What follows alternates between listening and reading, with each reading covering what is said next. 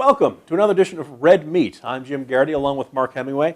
And today our special guest is Andy McCarthy, one of my favorite contributors to National Review, not only a butt-kicking former federal prosecutor, a long-suffering New York Mets and New York Jets fan. So we will try to skip over the grim topics and the slightly cheerier ones. The dawning of hope and change. Last night we got to see Barack Obama address his first joint session of Congress. In addition to fixing the economy, we just spent several milliseconds on foreign policy and national security, your areas of expertise. But Andy, what did you take away from last night? That I was back to long suffering, actually. The national security stuff all came at the end. It seemed to be very incomplete. It was more of a ceremonial event than anything else. Frankly, my takeaway from it is the cynicism of it really annoys me, for want of a better word. When he says that he doesn't believe in big government and then proceeds to launch the biggest government in the history of governments, I think that's it almost suggests to me that he and his advisors are sitting there saying, wait till you hear what I'm going to get away with tonight. And then they come in and drop a bomb like that, which is so overtly and obviously not true. It just makes you wonder what goes through his mind when he says something like that. I am heartbroken at the thought that the president being less than fully honest with us. Mark, don't you think it's entirely plausible that the president just happens to think that a massive expansion of government in every way, shape, and form is exactly what's called for, while we're reducing the budget by $2 trillion at the same time? Well, obviously he comes out in terms of his policy formulations where he's trying to split the difference, where, he says things that, where he, in a very lawyerly way, where he tries to explain, well, I understand on one hand that this is a problem, and I understand that there's this competing interest over here, except for the fact that, that when he explains his approach to policy, but then the actual policy is always hooked left at the last minute, and you end up with surprisingly left-wing policies, the stimulus being a very good example of that, all the bipartisan rumbling, and all of the goodwill gestures and stuff didn't amount to much of anything because he wasn't really willing to compromise in any substantial bipartisan way.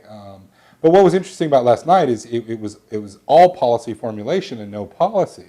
There was all these things where, like, for instance, he would talk about mortgages, and he would say, we've got a plan to bail out homeowners and mortgages, and I assure you that none of this money we're going to use to bail out people out of their home mortgages is going to people who spent too much money on houses that they couldn't afford.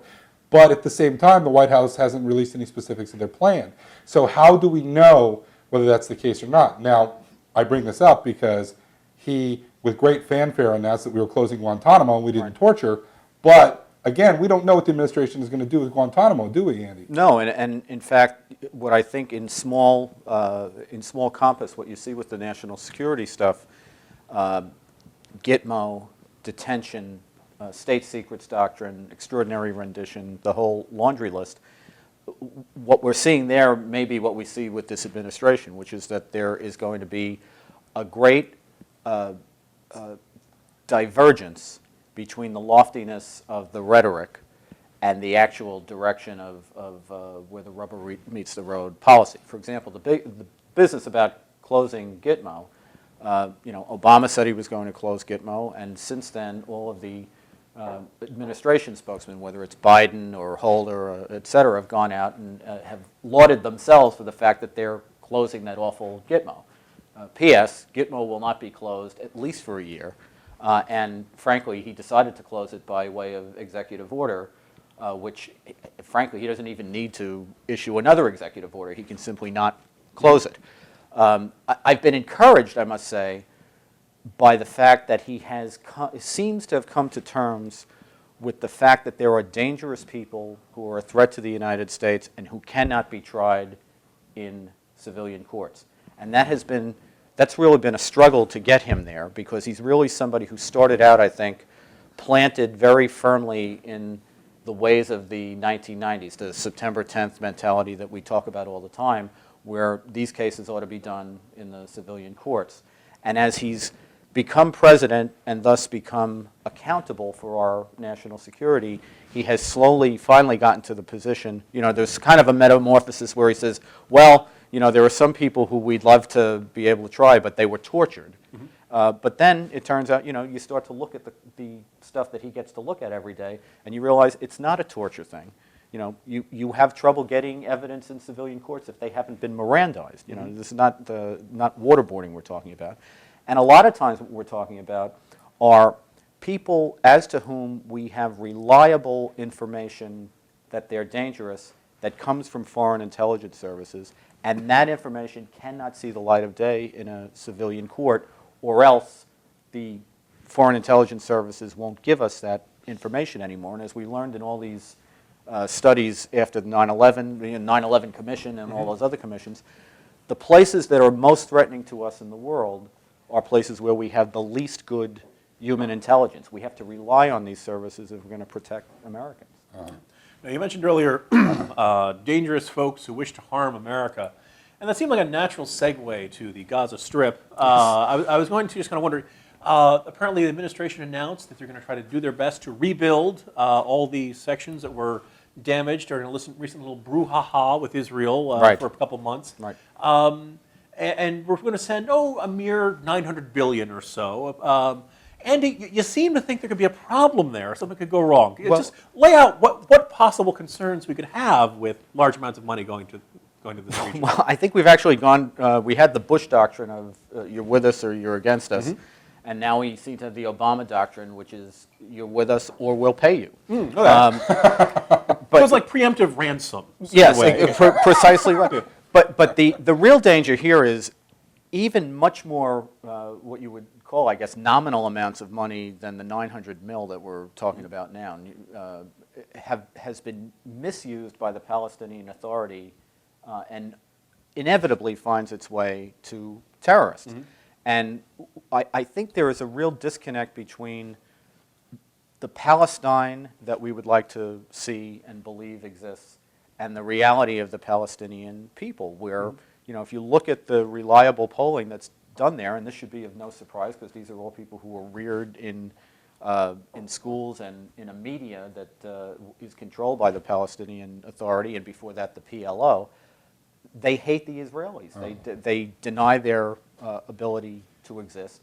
They don't regard terrorism as terrorism. They think it is legitimate resistance. So we're not even talking the same language. We talk about giving money to Hamas running their particular corner of the Palestinian territories there. The big problem with Hamas isn't just that they're terrorists, it's they can't actually govern. Right. And this is true of Fatah to a large extent as well. I mean, I believe the Palestinians get more foreign aid per capita than anyone in the world, and yet you haven't seen a coalition elected in these territories that can actually do things like, say, pick up trash. Right. You've got the UN doing that for people. So it's not just it's not just putting money in the hands of bad people to do bad things. It's also at the same time not going to help them in any immeasurable way in the long run. Let me just make three, I hope, quick points about this. The outfit that we're going to give them the money through, the United Nations Relief and Works Agency, if it was under the jurisdiction of the United States, could be prosecuted for material support to terrorism. It has a long history of providing all sorts of assistance to Hamas for the actual carrying out of terrorist attacks. So that's a big problem. Secondly, if we pass through American money, not only directly into the hands of terrorists, but the screen that we're using for it is itself a component of a terrorist organization, how we enforce those laws ourselves is very difficult. And secondly, what it does is it undercuts our theory of material support, which is that all money is fungible.